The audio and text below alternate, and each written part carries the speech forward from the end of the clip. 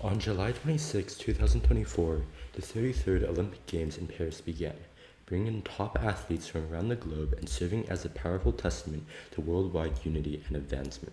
These games have drastically evolved from the first ever Olympics hosted by the ancient Greeks in 7076 BC, and the same is undoubtedly true for every aspect of daily life, from medicine to infrastructure. Despite this, the vast sea of the universe seemingly overshadows the speck of sand known as human civilization. The second law of thermodynamics states that this sea inevitably spirals towards chaos and disorder, yet human civilization has relentlessly resisted against the current, becoming more sophisticated and organized over the millennia. Throughout history, civilizations have risen and fallen, knowledge has been found and lost, and wars have been fought and won, all culminating into the present world. As humanity trudges toward the future, it constantly faces obstacles threatening to end it. Currently, climate change, dwindling resources, and world conflicts may all bring the extinction of humanity, while newer innovations like artificial intelligence may pose a threat in the future. Fortunately, humans have the benefit of looking back towards our past and analyzing it in order to prevent the same mistakes from repeating themselves. In this book, we'll partake in a journey following the development of human civilization and the factors that cause it to rise and fall. First, we'll discuss natural factors ranging from ice ages to volcanic eruptions that have been historically proven to alter human activity. From a macro level, the changes in the global environment and even the solar system cause migration, population decrease, and increased demand. Next, economic motivations will be studied, along with the networks of exchange and expansion that resulted. Goods such as fur, silk, and tea were all highly sought after and motivated civilization's expansion. Finally, we'll end with a discussion of the future. What's next for humanity? Will it go down toward the center of the earth or up toward the stars? There are still many things that humanity has yet to accomplish in terms of energy, travel, and communication, and these will eventually allow human civilization to elevate and start the journey throughout the cosmos. While this book will be looking at historical events, it's far from just a history book. With discussion of every historical event, the scientific and economic side will also be presented. Scientific theories and concepts will be weaved into explanations of historic occurrences. A combination of both natural and economic records will be used to analyze climate, prices, and social structure. Only by considering all of these factors can a comprehensive view of the past be developed. A single person's life might seem overwhelmingly insignificant compared to the billions of people in the world and years of Earth's history, much less the limitless possibilities beyond the stars. Since the ancient Greeks, philosophers have been debating the following questions. Who are we? Where do we come from? Where are we going? The waters of the universe are both murky and unpredictable, but by looking carefully, patterns arise. By the end of this book, these patterns will be identified and analyzed, hopefully providing answers to those three questions and solace in our uncertain existence. Hi everyone, my name is Jeffrey Lee, and that was the preface of my recently published book, The Fur Trade and Human Civilization, From Remote Frontiers to Cosmos, Mountains, and Seas. So in addition to having this book be available to purchase on Amazon, I'll also be making a video series where I cover sections of the book and explain them. For this first video, I just want to make a quick introduction and roadmap of everything that'll be covered, and also an introduction and summary of the first section of the book. So let's just start by first looking at the table of contents. So the first chapter of our book is called Fur Demand, and then it explores things like the Little Ice Age, solar activity, and so on, and how that motivated and caused the fur trade to grow. It also discusses the age of exploration and the different networks of exchange that resulted from it, along with all of the other economic things like the rise of precious metals, to see how those have also caused the fur trade to increase. In the second chapter, we'll discuss Russia's eastward expansion and how that relates to fur trade. We'll be looking at things like the Siberian Khanate, and how they expanded eastward, and how they were also motivated by the fur trade, and how those caused many different things to happen in terms of civilizations rising and falling. And then in the third chapter, we'll begin our discussion of the fur trade in North America, specifically how the different colonies established in North America have also developed their own version of the fur trade, and how their structure for the fur trade was created. And then in the fourth chapter, we'll also discuss other goods beyond just fur. For example, ginseng, silk, sandalwood, porcelain, and so on. All of these things are goods that have motivated, especially Western countries, to begin their expansion and exploration. So these are also very important in the history of the world. In the fifth chapter, we'll begin discussing the future. Where is humanity going now? So the fur trade is just an analogy for the many things that motivate human civilization. And then so in this chapter, we'll explore what other things are motivating humans in the modern age. Things like ocean drilling, continental drilling, exploring space, and so on.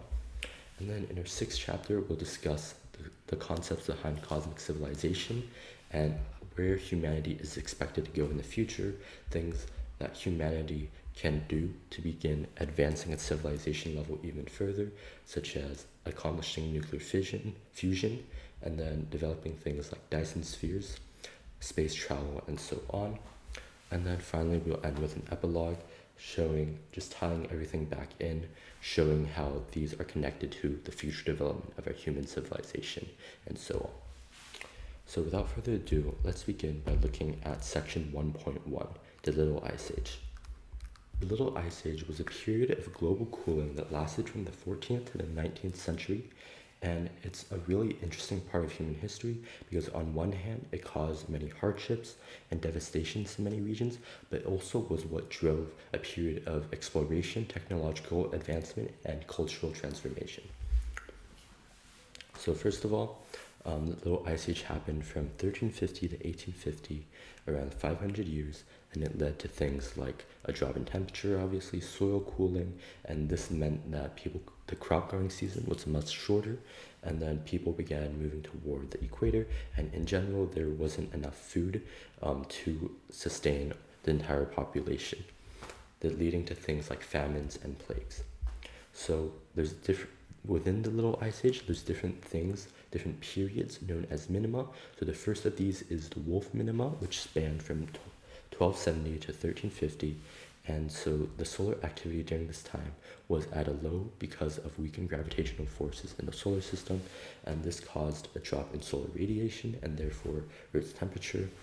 And in addition, these also caused the tidal forces on Earth because of the changes in gravity, and this led to many volcanic eruptions as well. For example, in 1257, the Samalas volcano, which is in present-day Indonesia, had a massive eruption that had a volcanic explosivity index above 7, marking it as one of the largest volcanic eruptions in the current epoch. So this caused volcanic ash and gas to be propelled everywhere, covering an entire island known as Lombok in 50 centimeters of ash. And so after this happened, this created a huge crater, and in addition, there were also monsoon winds that brought a lot of heavy rainfall to East and Southeast Asia here, and this caused just massive drops in temperature. For example, in Mongolia, the temperature dropped below 0 degrees Celsius in 1258, and this was during the summer. So on the scientific side, scientists have found that in the trees, only during this year, frost rings have appeared, which seem to corroborate with the fact that there was a little ice age during this time. And so obviously the poor climate led to conflicts between the civilizations. For example, the Mongols launched a massive invasion in the 7th lunar month of 1258, and so the reason for this was that they wanted to reach southern China because it was a warmer region, so they could escape the incredibly cold temperatures in Mongolia. So as a result of these invasions, which were led by Mongke Khan and Hulagu Khan, they attacked the southern Song dynasty of China in hopes of reaching warmer lands. However, because of this, research studies have actually shown that the Mongols had caused such massive death tolls that it actually led to a decreased amount of carbon dioxide in the atmosphere, which actually cooled the Earth even further. So that's really interesting because humans are known to be producing carbon dioxide and just from inhaling and exhaling, and the massive deaths that resulted from these invasions actually caused the carbon dioxide levels to decrease. And similarly, Europe also experienced famine and disaster. For example, there was a famine of 1258, which caused nearly 20,000 deaths in London, and so overall the Wolf Minima was incredibly lethal and impacted civilizations around the globe. and the result of it was instrumental to the development of different civilizations at this time. So the next minima is known as spore minima. So this is another period of low solar activity, and this was identified by the lower amounts of carbon-14 levels in tree rings, similarly to how frost rings were identified in the Wolf minima. This time they analyzed the decreased amount of carbon-14, and in addition to this, so again, there's a drop in solar system gravity leading to an El Nino phenomenon, which caused widespread drought and famine, and also caused an economic recession. So for example, in September of 1449, Emperor Yingzong of the Ming Dynasty was captured during a northern expedition against the Mongol Oireits, an event known as the Tumu Crisis. So this led to a profound impact on the political situation of the Ming Dynasty and the internal affairs of the Northern Yuan Dynasty. In addition, in 1453, the Kuwai volcano in Vanuatu, located in the South Pacific, erupted massively, so massively in fact that it's estimated the explosive force was equivalent to 2 million Hiroshima atomic bombs, splitting Kuwai Island into two, creating the Tongawa and Ipi Islands, and turning Kuwai into a submarine volcano with only a caldera above sea level. So at the turn of spring and summer the same year, the capital of the Byzantine Emperor, Constantinople, fell to the Ottoman armies sieged by land and sea, and the Byzantine Empire died in battle. The Roman Empire, which had lasted for 1,500 years, came to an end. Sultan Mehmed II of the Ottoman Empire renamed the city Istanbul and made it the capital of the Ottoman Empire. The historic war between the East and the West of that year was recorded in history, and meanwhile, from 1450 to 1454, drought-induced famine occurred in the Americas, and the Aztec Emperor Montezuma I launched many wars to capture prisoners to sacrifice to the gods. The eruption of the Kuwai volcano caused years of global cooling. In China, during the Qingtai period of the Ming Dynasty, heavy snowfall occurred nationwide, and tens of thousands of people froze to death the following spring, and heavy snow continued for 40 days south of the Yangtze River, even freezing the river, and the banks of the Yellow River were solid ice for 20 kilometers. In northern Europe, Sweden's crops failed, and in Northern America, all the bristlecone vines froze to death. It is recorded that from 1453 to 1457, trees in Asia and Europe grew slowly, and following the Wolf minimum, the Spore minimum once again triggered sweeping changes in climate, economy, and politics around the globe. So as you can see, not only did many significant things happen during this time period, and it can all be traced back to things like the massive eruption of the Kuwai volcano, along with the period of global cooling, showing how natural events severely impact how civilizations develop. So the next minimum after the Spore minimum is the Maunder minimum. So according to historical records from 1645 to 1715, over a span of 70 years, only about 50 solar sunspots were observed, which is in stark contrast to the 40,000 to 50,000 sunspots typically observed during the same length of normal years. So as a result, recorded Earth temperatures correspondingly decreased, and a reduction in sunspot activity along with weakened tidal forces accelerated Earth's rotation, leading to extreme La Nina events, which in turn caused several droughts and global outbreaks of the bubonic plague. So in 1643, the Great Plague of Beijing broke out, resulting in the death of approximately 200,000 people. The following year, amidst foreign invasions, internal chaos, famine, and plague, the 277-year-old Ming Dynasty collapsed. The cooling effect of the Maunder minimum indirectly triggered the Manchu soldiers from beyond the Great Wall to move southward, leading to the downfall of the southern Ming and establishment of the Qing Dynasty. Meanwhile, in England, the plague of 1636 claimed about 35,000 lives, and the Great Plague of London from 1665 to 1666 resulted in over 80,000 deaths, which was about 1/5 of London's population. At the age of 22, Newton, having just graduated from Cambridge University, retreated to his family home in Lincolnshire to avoid the plague. During this time of isolation, he was able to immerse himself in his research, leading to the creation of his monumental work, the Principia. So again, we can see some very similar patterns. Many civilizations are falling, and other things are being developed thanks to these natural events. In this case, there's also the addition of the plague, which weakened the Ming Dynasty and caused it to collapse. And then we have the other minima, which is the Dalton minimum. So similar to the three previously mentioned minima, the Dalton minimum also had a significant reduction in sunspots and global cooling. In 1815, again, another volcano, the Tambora volcano in Indonesia, erupted with an explosivity index of 7, releasing more than 100 billion cubic meters of material. So the volcanic ash from Tambora, which was around 150 cubic kilometers, reached the stratosphere at an altitude. And so the volcanic ash from Tambora, amounting to 150 cubic kilometers, reached the stratosphere at an altitude of 44 kilometers, causing the deaths of over 71,000 people and directly leading to the extinction of the Tambora culture. This massive eruption caused global climate anomalies, making 1816 the year without summer. So in 1816, China experienced the historic Jiaqing Yunnan famine.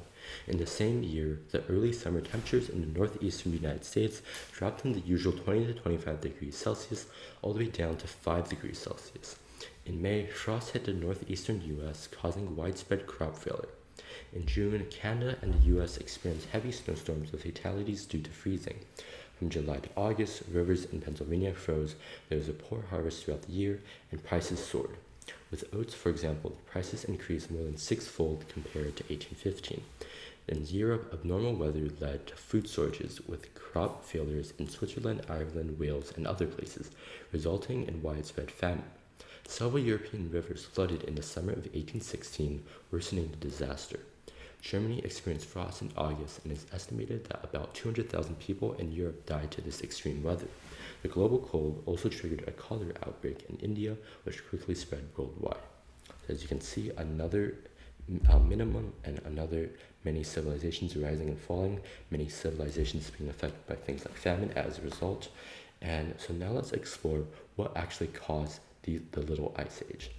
So the actual cause of the Little Ice Age is still an ongoing debate among scientists, but there's a couple of theories that have been proposed, but it's also likely because of a multitude of different factors. So one possible factor is solar activity. So as we mentioned earlier, the number of sunspots observed in these periods were severely less than normally observed, and in addition, we also see many different isotopic variations. For example, carbon-14, which I mentioned earlier, and beryllium-10, and these two isotopes are produced by cosmic ray interactions with the Earth's atmosphere, and so they're deposited in tree rings and ice layers. And so these isotopes were measured, and researchers have found that there was a difference in levels of these different isotopes, showing how the solar activity was different in these periods. Another factor is the orbital cycle of the Earth. So, first of all, Earth's orbit around the Sun changes from circular to elliptical with a period of approximately 96,000 years, resulting in the Earth's orbital eccentricity. In addition to the tilt angle of Earth's rotation axis varies cyclically with a period about 41,000 years, and similar to a spinning top, Earth's rotational axis also oscillates, which is known as precession, with a period of approximately 20,000 years. And then the uneven distribution of matter in the cosmos also affects solar activity, altering the amount of solar radiation received at Earth's surface. Consequently, based on Earth's relative motion with respect to the Sun, the amount of solar radiation reaching the surface varies over time, directly impacting Earth's temperature. Over the past 2,000 years, the periodic changes in Earth's orbital parameters accumulated and contributed to a long-term cooling trend in the Northern Hemisphere, spanning the entire Middle Ages and the Little Ice Age. During this period, Arctic temperatures decreased by approximately 0.02 degrees Celsius every 100 years. However, this trend abruptly reversed in the 20th century, partly attributed to the intensified greenhouse gas emissions resulting from rapid industrialization and agricultural development after the human-industrial revolution. So now those are more macro levels within the solar system, but what's happening on Earth? Well, for example, as mentioned earlier, there was a lot of volcanic activity that happened, and so these volcanic eruptions resulted in the volcanic ash blocking sunlight, and this increased the extent of sea ice. So the large amount of sea ice also enhanced sunlight reflection and reduced sunlight absorption, also known as albedo. So this also helped cause cooling during the Little Ice Age. And then, so recent research has found that sea ice has reached its peak in the mid-15th century and persisted until the end of the Little Ice Age. In addition, there are also ocean current changes that also could have caused the cooling. So there's a theory of weakened thermohaline circulation that has also been proposed as an explanation for the Little Ice Age, specifically the weakening of the North Atlantic circulation. So the thermohaline circulation, which is the differences in temperature and salt levels, drives large ocean currents based on differences in seawater density generated by sea surface temperatures and freshwater flow, with denser, colder water sinking and warmer water rising. The North Atlantic circulation serves as a major pathway for transporting tropical heat and moisture to high latitude regions in the northern hemisphere. If it weakens or ceases, it leads to a temperature decrease in the northern hemisphere, with North America and Europe being particularly affected. Anticipated impacts include agricultural losses, ecosystem changes, reduced precipitation in mid-latitude areas, intensified heavy rainfall patterns in tropical regions in Europe, and the occurrence of severe storms in the North Atlantic. Additionally, sea levels along the eastern coast of North America could rise significantly. Given limited documented evidence, the potential role of ocean circulation changes in causing the Little Ice Age remains theoretically plausible and expands our understanding of climate variability. In addition, those were just previous natural effects, but in addition, population decline also could have caused cooling. So, for example, factors such as disease and war led to significant deaths among indigenous populations in the Americas, and this resulted in vast uncultivated land where robustly growing trees absorb large amounts of carbon dioxide from the air. As a result, greenhouse gas levels decreased, weakening the atmosphere's heat-absorbing capacity and contributing to global cooling. Similarly, in Eurasia, the Black Death and continuous Mongol invasions caused a sharp decline in population and since humans are known for producing greenhouse gases like carbon dioxide, levels of carbon dioxide also decreased. Farmland was also transformed into forests, reducing human-generated carbon dioxide emissions further. So how has the Little Ice Age affected human activities? Well, so this Little Ice Age had profound impacts on various aspects of human life, including agriculture, economy, population, politics, and culture. It also prompted a series of developments, innovations, adaptations, adjustments, and reforms. So human records preserved extensive information about this period, and during the Little Ice Age, efforts were made to forge paths of self-rescue. This led to several centuries of rapid development in human civilization, accumulating experience and building capabilities for adapting to environmental changes, understanding oneself, and ensuring survival. So these Little Ice Ages caused many change in dynasties to happen, with three significant examples. First is the fall of the Inca Empire in the Americas. So the ancient Inca Empire spanned from Ecuador into the north to Chile and northern Argentina in the south, creating an astoundingly sophisticated civilization. With complex hierarchical systems and high organizational capacity, the Inca Empire left remarkable cultural and architectural legacies. Machu Picchu, known as the Lost City, stands as the largest Inca archaeological site. However, in 1533, the Spanish conquistadors conquered the Inca Empire. Another change in dynasty is the collapse of the Byzantine Empire in Europe. In 1453, the Ottoman Empire from Asia Minor captured Constantinople, the capital of the Byzantine Empire. The last Byzantine Empire, Constantine VI, died in battle, marking the end of the Byzantine Empire after over a millennium. This pivotal historical event is widely regarded as the conclusion of medieval Europe and the beginning of the early modern era. Finally, we have the transition from the Ming Dynasty to the Qing Dynasty in China. So during the late Ming Dynasty, cold climate-induced crop failures led to widespread peasant uprisings, famines, and severe outbreaks of bubonic plague in Beijing. These calamities significantly weakened the Ming Dynasty's governance, military strength, and financial stability. Meanwhile, the Manchu in the northeastern region adapted better to the harsh cold environment than the southern agrarian populations. Ultimately, the popular Manchu military forces overran various factions in the Central Plains, leading to the collapse of the Ming rule and the establishment of the Qing dynasty. In addition, many disease epidemic outbreaks resulted from the Little Ice Age. So the many famines during the Little Ice Age spurred the migration of people who wanted to find a new home. At the same time, the low temperatures reduced human immunity, and many factors contributed to the widespread spread of infectious diseases.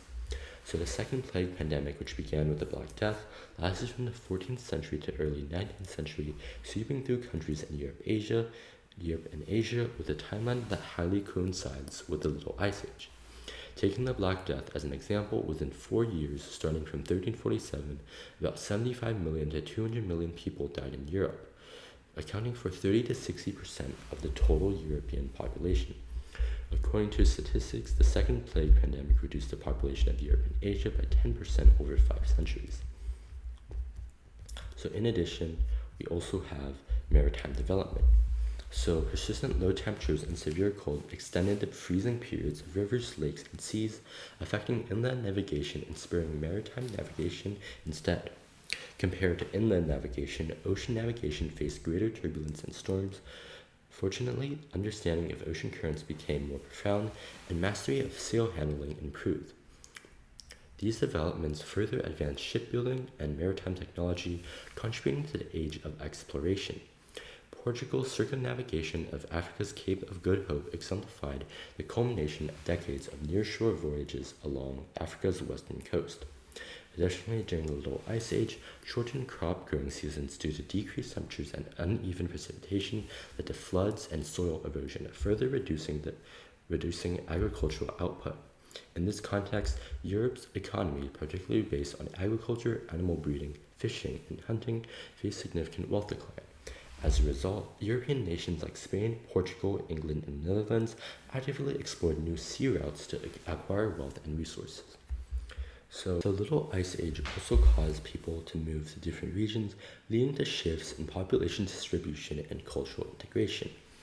In addition, the challenging climate conditions of the Little Ice Age compelled people to seek additional resources, markets, and allies. People were driven by survival and adapted, and as a result, led to the exchange of technology, culture, and ideas across different regions.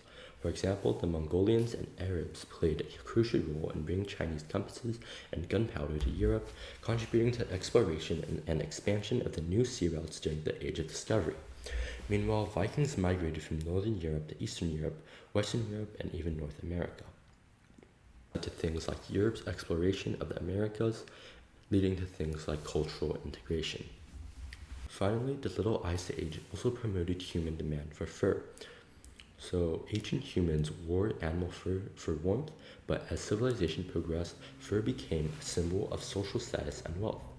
For example, high Egyptian priests wore leopard skins, and wealthy Vikings used beaver pelts to display their status.